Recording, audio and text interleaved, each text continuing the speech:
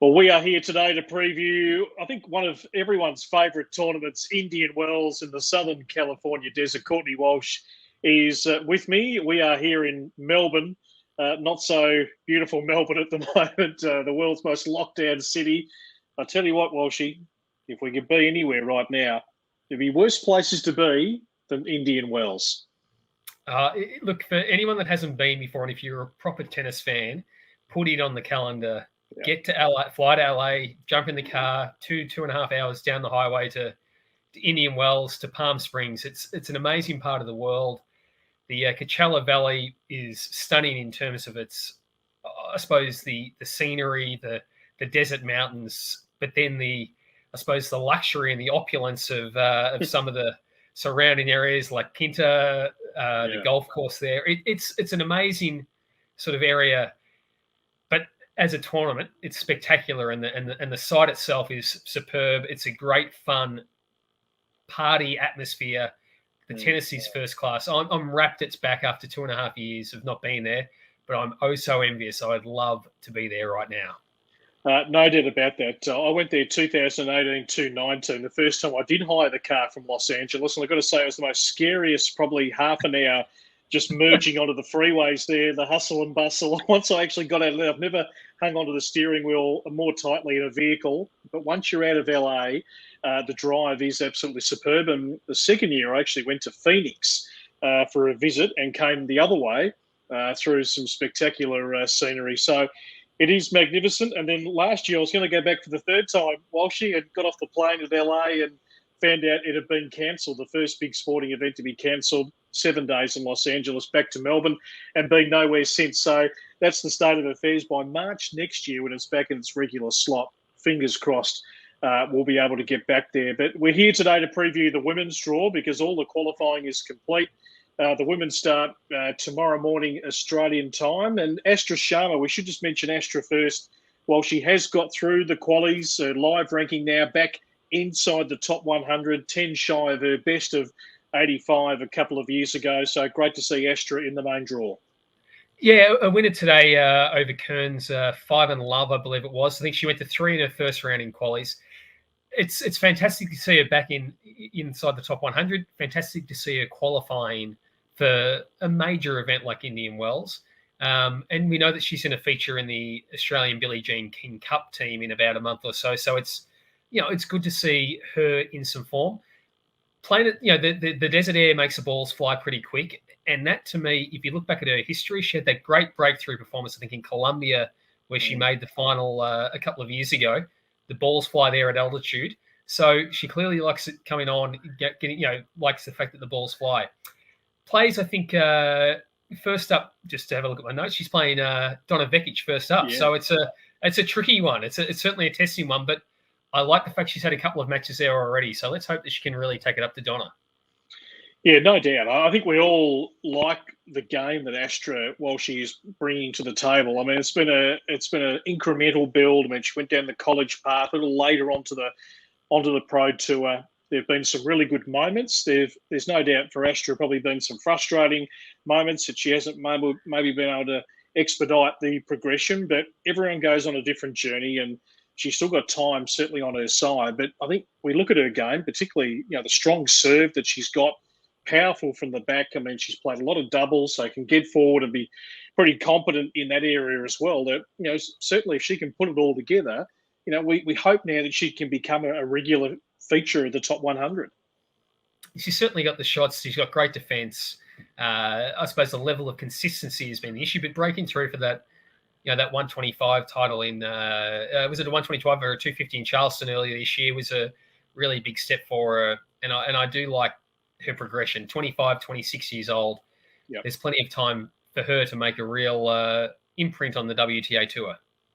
So we know who's not there. I'll just quickly run through the names. To me, it doesn't really diminish the draws on both the men's and the women's side because we're just seeing so much talent unfold at the moment and the depth on both tours. But Barty's, the unfortunate COVID case for Sabalenka, Osaka, Kennan, Jennifer Brady's had a bit of a tough year with injury. Mukova not there, Alexandrova. Serena was never going to play. Clara Towson not playing, the young Danish girl who's had a terrific year.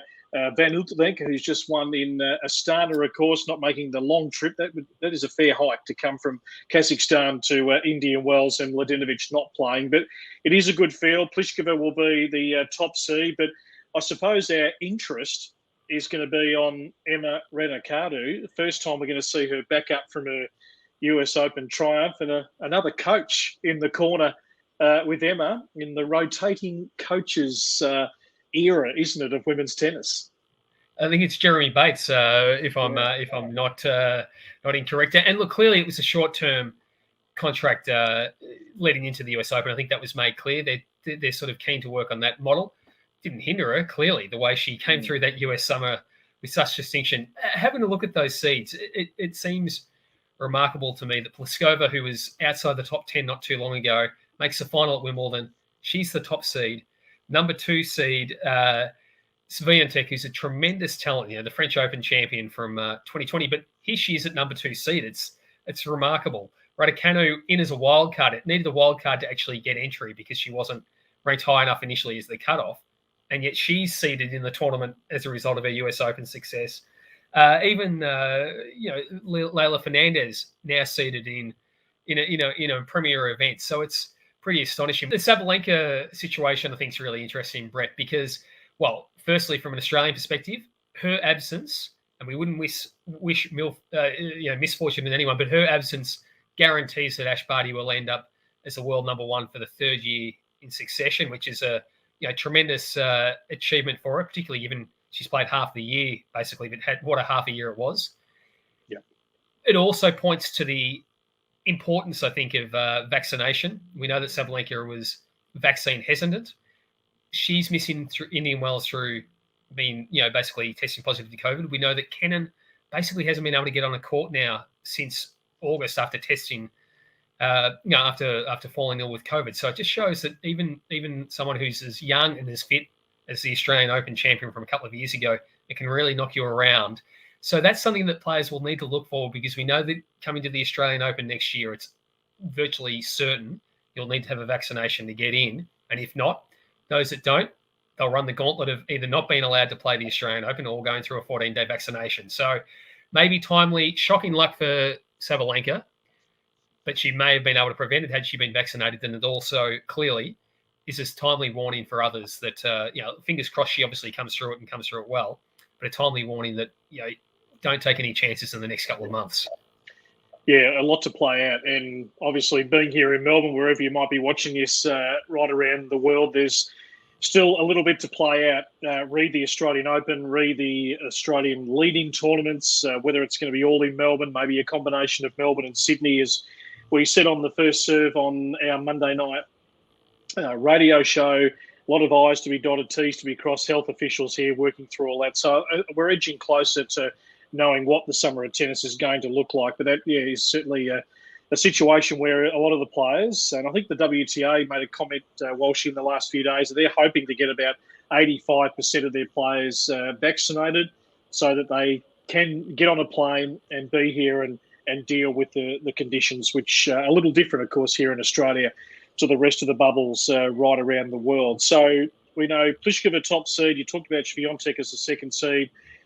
The other name that is back at the other end of the spectrum is Kim Clijsters. And we know that Kim was going to have a full-blown comeback last year. She played a few matches and then COVID struck. That derailed all the effort she'd put into getting herself prepared to be a professional athlete again. And she's taken some time to come back on tour, but huge draw card. She's going to play Siniakova, the Czech, who's obviously a star in doubles, a very competent singles player. But Kim still wants to compete at the ripe old age of 38.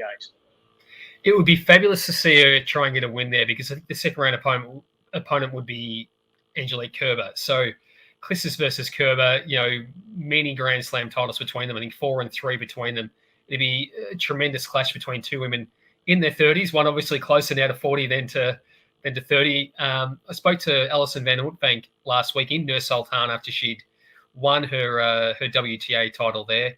She's opted against traveling, as you said, because the 11-hour basically flight going from indoor hard courts in winter or edge of winter to the desert in summer.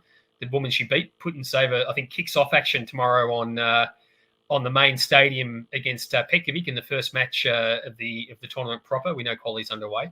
But she was saying how it's great to see Kim back. She's fascinated to see what sort of level she can bring to the tour. I thought she was quite good in Chicago last week, and she'll only get better if the body holds together. She's such a beautiful ball striker. Match conditioning.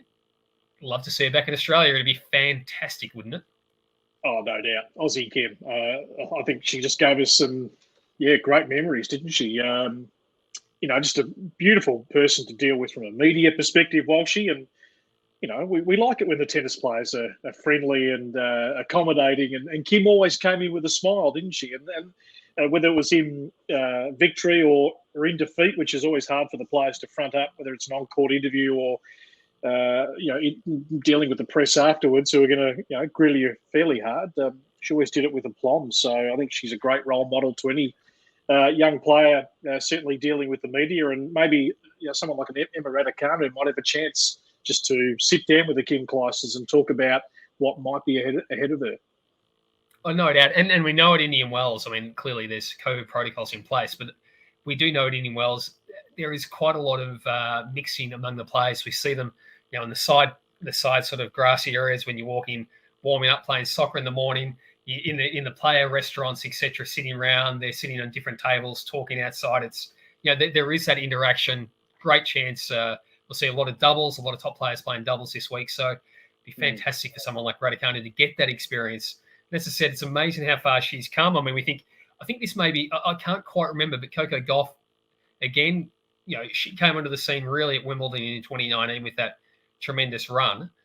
So the last Indian Wells that was played in 2019, she wasn't a factor there. So, all of a sudden, you see the top young American talent coming through. She's seeded, I think, 17th, making a splash. And it may well be on debut at Indian Wells, or certainly, one of her first or second outings, and certainly her first since she's really shown what she can do on the tour.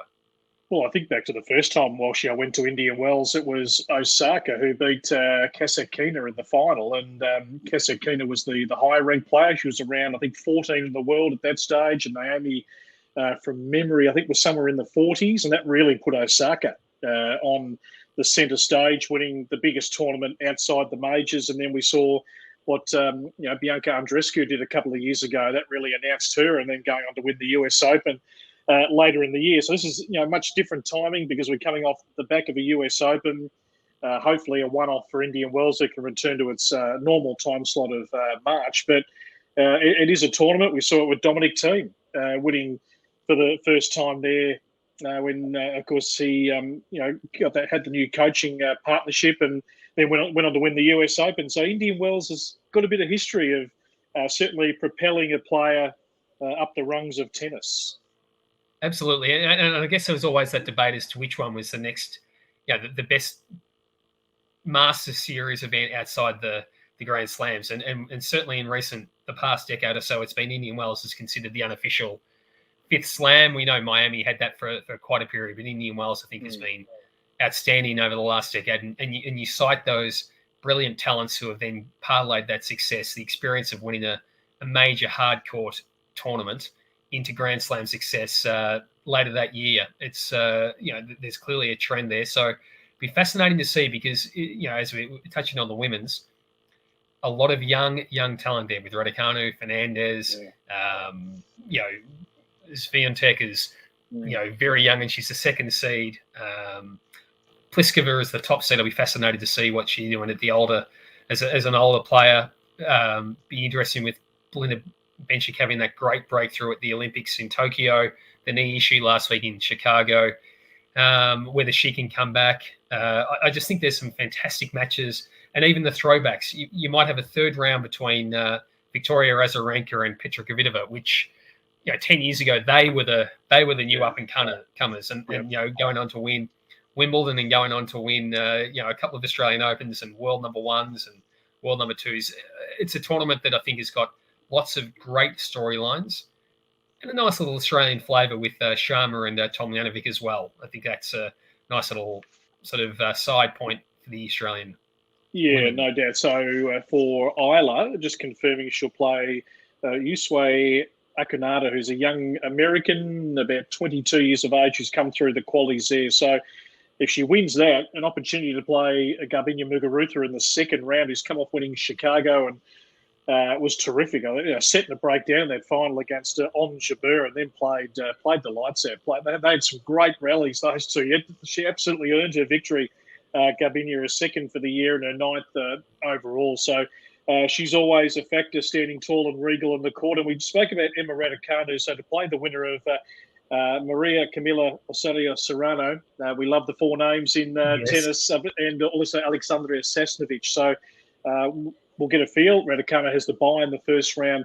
Either of those, certainly a winnable match in the second round when it does come. So, Walshy, just to wrap up the women's, who do you like? Who are the absolute genuine fancies? Who's your top three? Well, I think Muguruza was in such great form, I thought, in Chicago, that when she's playing well, she's very, very hard to beat. Very, very hard to beat. A Wimbledon champion, a French Open champion up to number 6. So I would think she's very hard to beat. We're fascinated to see how Barbora Krejcikova goes as the third seed. Again, she wouldn't have played Indian Wells, and here she is as the third seed as a result of her really rapid rise up the rankings this year. Raducanu is clearly one to watch. If she can deliver what she did in New York, very hard to beat again. But I'm going to go. I'll stick my neck out and say Garbiñe based on what we saw last week, and then, I think it's a very, very open field, as it has been in a lot of women's events this year. And with the talent that's missing, Barty, Osaka, Sabalenka, Serena, even with those champions missing, it's a fascinating women's tournament for mine. Yeah. So it's a tough question to ask anyone. As astute as you are, Walshy, to ask anyone to predict who's going to win a women's tennis event, whether it be at Masters 1000 level, a WTA 1000 level, or a Grand Slam. Andreescu's one I want to keep an eye on this week. I mean, that was the scene of her great victory 2 years ago. She's had, obviously, the stop-start career for such still a very young girl at the age of 20. I mean, you feel like she could have played another 2 years' worth of tennis, but it hasn't been with her body. So she's got a bye in the first round, likely a matchup with Alison Risk, the American, in the second round. So we'll see how that one certainly pans out. But a lot to like about Indian Wells. It's a tournament that's also on for everyone in Australia tuning into this at a very nice time with the 18-hour time difference, Courtney. Well, that's the other thing, particularly for those that are in lockdown in Victoria, and we know that New South Wales will, have some regulations eased next week. But to be able to wake up and watch over the next couple of weeks during the day, if you have some spare time from work, or you're currently with less, a bit more free time on your hands, tremendous time. And some of those matches will go deep into the dark, basically ideal to watch. Can I just finally, the first time I went to Indian Wells, because the place where it never rains, and you watch on your TV set for years, blue skies, you don't pack a jumper. But I went out in the media balcony, the best media balcony and the best media setup, I think, in professional tennis. And I sat out there at night, absolutely freezing. You think, actually, we're in the desert. Of course it's going to be a little fresh. And you look down, and there are people with ski jackets on. They've got the doonas over the top, the diehard staying there till very late. So crystal clear blue sky days and pretty chilly at night. Yeah, it is. It is one of those situations where, again, for those that want to go, and I really suggest that if you want to go, put it in the diary, because it's one to do a bucket list. Same sort of thing. I remember going for a run, 37 sort of degree day, and felt like I was going to die after about 2 to 3 kilometres over there, and needed a lot of water. And then about a day and a half later, jumped in the car, drove for about 75 minutes, and you're skiing. Yeah. Admittedly with the t-shirt off, but you could jump on a mountain and ski. So it's quite a unique part of the world. It is magnificent. Hopefully we'll be back there next March. So that's our look at the women's. We'll come back tomorrow and take a deep dive into the men's draw. But of course, keep an eye on all our social media here at the First Serve: Facebook, Twitter, Instagram. We'll have regular updates of the Aussies and all the major highlights. Check out our website as well for daily features on Indian Wells, thefirstserve.com.au. And Walshy, we'll do it all again tomorrow.